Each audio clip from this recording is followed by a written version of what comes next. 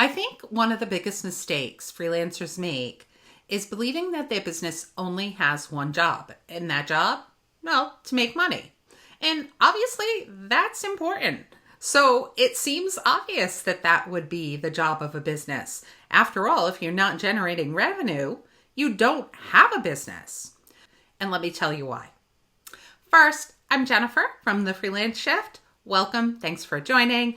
I help freelancers and solopreneurs learn skills that are going to help them to save time and earn money. Thanks for being here. Please consider subscribing if it's useful. So when I first started freelancing, I had a very simple definition of success. Get clients, do good work, get paid. Now, of course, that's certainly part of it. But I've realized over the past several years that in many ways, that first perception that I had was me thinking too narrowly about what my business was supposed to do. Today, I think of my business as wearing 3 hats. Not one, but 3. I think that my business has to consider delivering great work, of course, but also creating future work and creating a future me. Now, that may not make sense at this point, but let me tell you a little bit more. Once I started viewing my business through the lens of these 3 hats, I started making better decisions about how I was spending my time, especially during those weeks when I wasn't billing every hour, especially when I got started. So I think that the first hat is probably the most obvious one and the one that most people think of when they think about freelancing. And that's the need to deliver great work.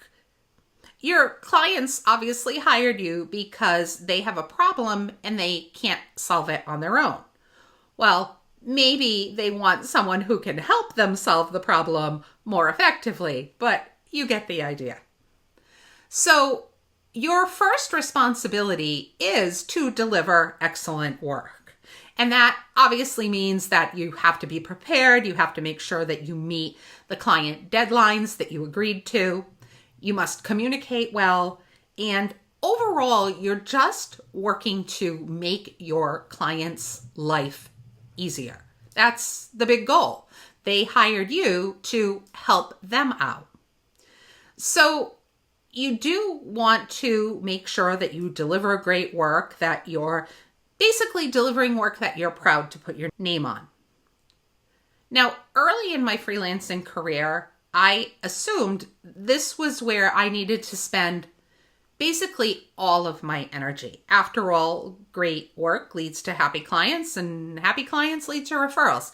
And that's absolutely true. And I've seen that happen very frequently, as we've talked about on some other episodes.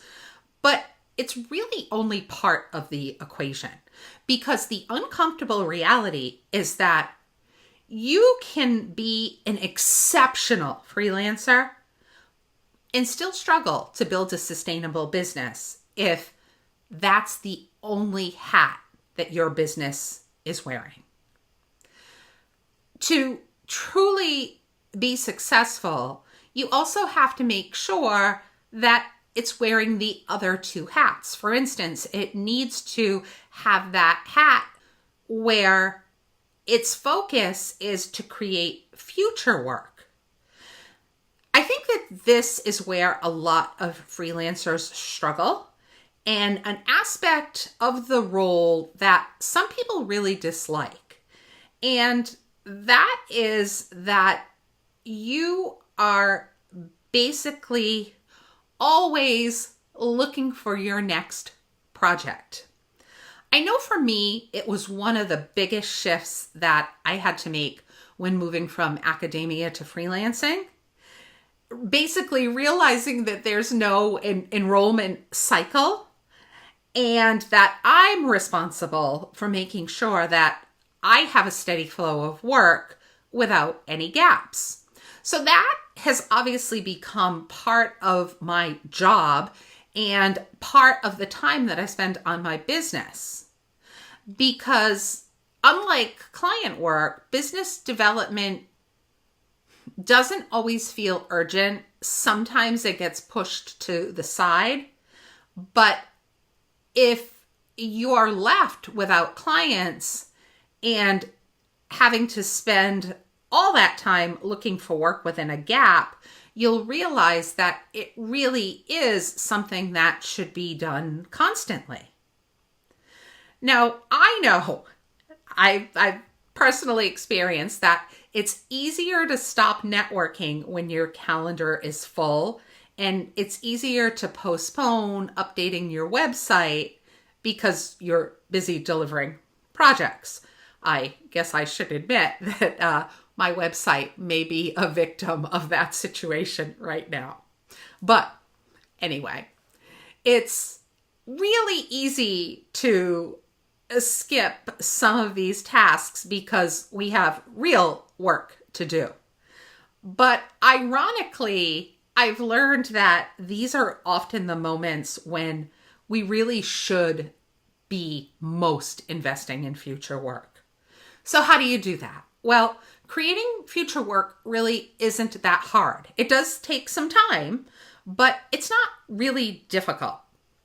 I'd recommend reconnecting with people in your network, following up with former clients, writing proposals, speaking at conferences and professional events. I know that that's something that I used to do more of and got away from. I'm personally going to look into that more.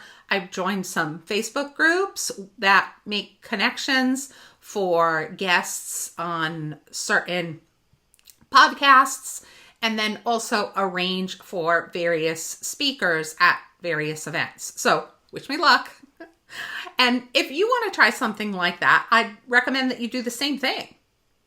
Of course, different areas also have groups that are specific to them that you could look for.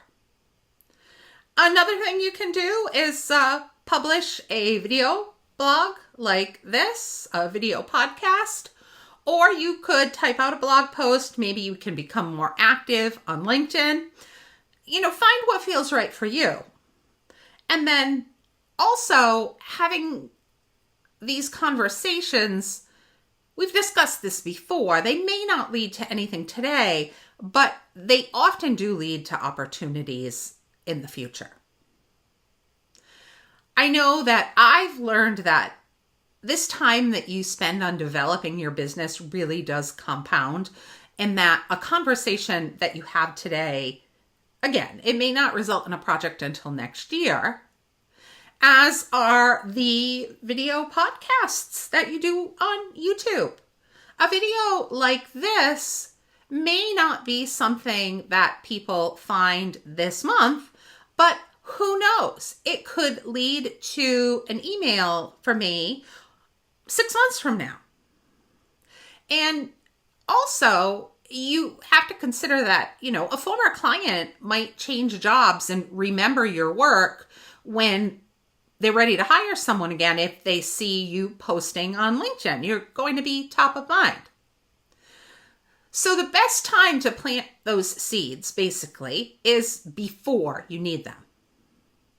Now, the last hat that I think is really imperative is the create future you hat. And I know that I've talked extensively about this, and being in teaching and learning, I feel like this is one of my passions here.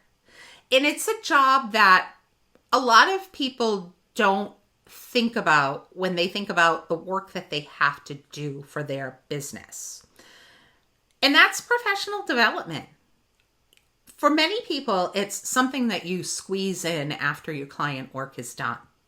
But I see it through a totally different lens. And I'm going to ask you to just play along with me and be open-minded.